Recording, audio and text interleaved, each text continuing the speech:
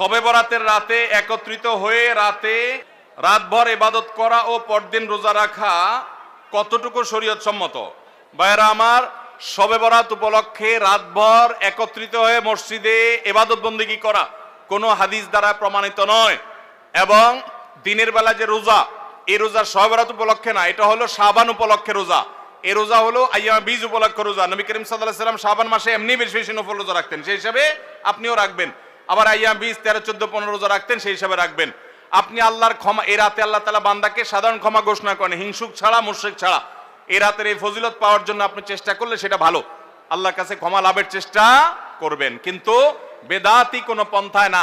অনেকে বলে যে এত রাকাত নামাজ, অমুকটা অত সূরা এত রাকাতে পড়তে হবে, এগুলা মন গড়া কথাবার্তা, এগুলার কোনো ভিত্তি কোরআন হাদিসে নাই।